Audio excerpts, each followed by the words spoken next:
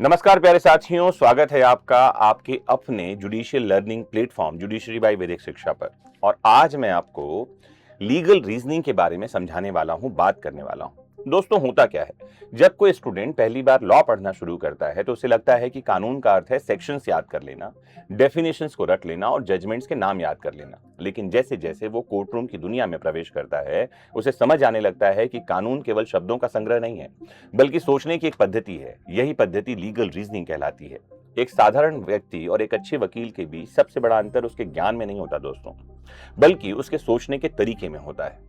एक सामान्य जो व्यक्ति घटना को देखता है, सिर्फ घटना को देखता है, जबकि लॉयर उसी घटना के भीतर छिपे हुए facts, issues, evidence, burden of proof, applicable law, इन सबको देखता है। यही वो दृष्टि है जो वर्षों की साधना से विकसित होती है। मैं अक्सर कहता हूं कि कानून एक साइंस भी है और एक आर्ट भी। साइंस इसलिए है क्योंकि इसका अपना मेथड है, अपने लॉजिक हैं, अपने प्रिंसिपल्स हैं और अपनी एनालिटिकल प्रोसेस है। आर्ट इसलिए है क्योंकि हर केस में वही प्रिंसिपल अलग अलग तरीकों से अलग अलग रूप में लागू होता है। दो केसेस कभी भी पूरी तरह एक समान नहीं होते। इसीलिए एक महान लॉयर केवल सेक्शन नहीं पढ़ता, वो समझता है कि उस सेक्शन के पीछे लेजिस्लेचर का उद्देश्य क्या था, सोसाइटी की आवश्यकता क्या है और कोर्ट ने समय समय पर उसकी इंटरप्रिटेशन किस प्रकार से की है। तो आइए लीगल रीजनिंग के महत्व को समझते हैं। लीगल रीजनिंग क्या है ये समझते हैं, कुछ गोल्डन प्रिंसिपल्स बताऊंगा। और अगर आप और कुछ जानना, सुनना, समझना चाहते हैं लीगल रीजनिंग के बारे में तो जरूर कमेंट बॉक्स में जुड़कर पूछना। मैं आपके लिए डिटेल्ड लेक्चर लीगल रीजनिंग पर लेकर आऊंगा।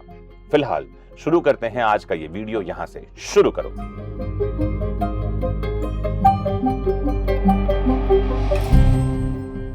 तो लीगल रीजनिंग की शुरुआत हमेशा फैक्ट से होती है दोस्तों। यदि फैक्ट्स गलत समझ लिया तो पूरे केस की दिशा गलत हो जाएगी, पूरा केस गलत दिशा में चला जाएगा। कोर्ट रूम में सबसे पहले ये नहीं पूछा जाता कि कौन सा सेक्शन लगेगा, बल्कि ये पूछा जाता है कि हुआ क्या था। इसीलिए एक अच्छा जो एडवोकेट है पहले एक उत्कृष्ट लिसनर बनता है। वह क्लाइंट की कहानी को बिना जल्दबाजी के सुनता है, उसमें मौजूद कॉन्ट्राडिक्शंस को पहचानता है, मिसिंग लिंक्स को ढूंढता है और फिर धीरे धीरे एक लॉजिकल स्ट्रक्चर तैयार करता है। याद रखिए, लॉ कभी कल्पना पर नहीं चलता। लॉ केवल उन तथ्यों पर चलता है जिन्हें एविडेंस के माध्यम से सिद्ध किया जा सके। इसके बाद आता है इशू आइडेंटिफिकेशन। यही वो कला है जहां अधिकांश युवा एडवोकेट गलती कर बैठते हैं। वे पूरे मुकदमे को एक साथ हल करने का प्रयास करते हैं, जबकि अनुभवी लॉयर सबसे पहले यह तय करता है कि कोर्ट के सामने वास्तविक विवाद क्या है। यदि आपने सही इशू पहचान लिया तो आधा मुकदमा वहीं जीत लिया जाता है, क्योंकि हर आर्ग्यूमेंट, हर साइटेशन और हर सबमिशन उसी इशू के इर्द गिर्द घूमती है। कोर्ट भी उन्हीं प्रश्नों का उत्तर देखती है, ढूंढती है, मांगती है जो उसके सामने सही ढंग से रखे गए हों। लीगल रीजनिंग का एक इंपॉर्टेंट पिलर होता है इंटरप्रिटेशन। कानून की भाषा कई बार संक्षिप्त होती है दोस्तों, लेकिन जीवन की परिस्थितियां जटिल होती हैं। यही कारण है कि कोर्ट्स केवल शब्द नहीं पढ़ती, बल्कि उसके पीछे छिपे हुए उद्देश्य को समझती है। इसे पर्पोसिव इंटरप्रिटेशन कहते हैं। कभी लिटरल इंटरप्रिटेशन लागू होती है, कभी हार्मोनियस कंस्ट्रक्शन लागू होता है, कभी गोल्डन रूल तो कभी मिसचीफ रूल का सहारा लिया जाता है। अगर आप इन रूल्स और प्रिंसिपल्स को डिटेल में समझना चाहते हैं तो जरूर कमेंट बॉक्स में जुड़कर बताइए।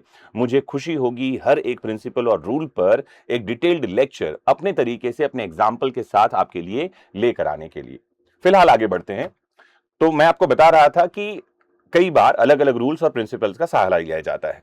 एक महान जो लॉयर होता है दोस्तों, इन प्रिंसिपल और सिद्धांतों को परिभाषाओं के रूप में ही नहीं जानता, बल्कि वो समझता है कि किस परिस्थिति में कौन सा प्रिंसिपल न्याय के अधिक निकट ले जाएगा। लीगल रीजनिंग केवल ये सिद्ध करने का प्रयास नहीं करती कि मैं सही हूं। इसका ऑब्जेक्टिव ये साबित करना होता है कि उपलब्ध एविडेंस, एप्लीकेबल लॉ और जुडिशियल प्रेसिडेंट्स के आधार पर मेरा निष्कर्ष जो है वो अधिक लॉजिकल है, अधिक न्याय संगत है और अधिक कॉन्स्टिट्यूशनल है। यही कारण है कि अच्छे एडवोकेट्स भावनाओं की जगह लॉजिक का प्रयोग करते हैं।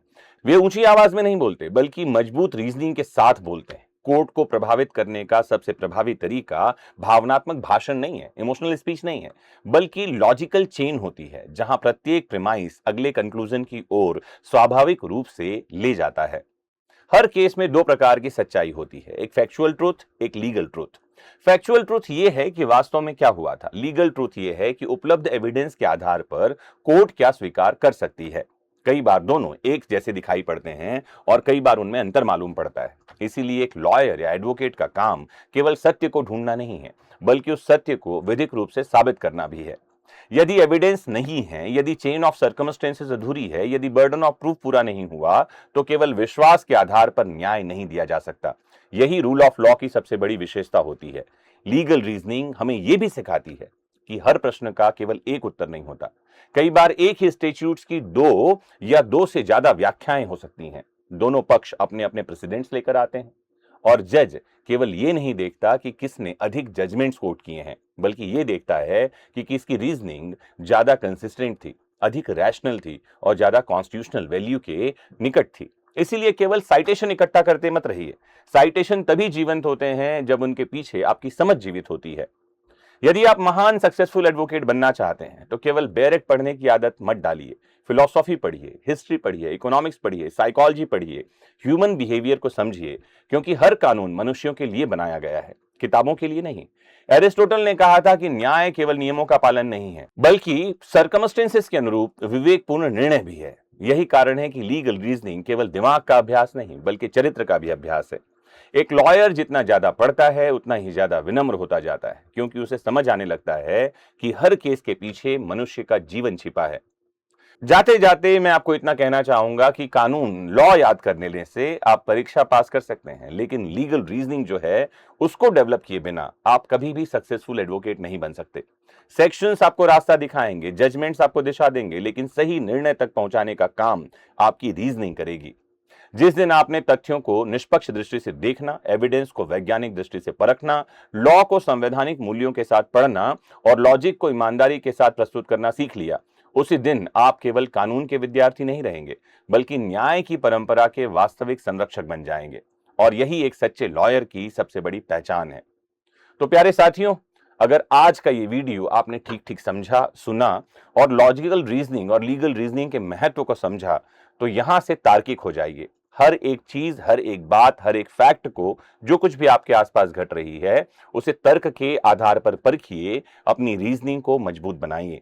मोस्ट इंपॉर्टेंटली, अगर आप ऐसे ही किसी विषय पर कम और आसान शब्दों में कोई बात समझना जानना चाहते हैं तो जरूर कमेंट बॉक्स में लिख दीजिए। मोस्ट इंपॉर्टेंटली, अपना खूब ख्याल रखिए और जुड़े रहिए आपके फेवरेट प्लेटफॉर्म वैदिक शिक्षा से। नमस्कार, जय हिंद।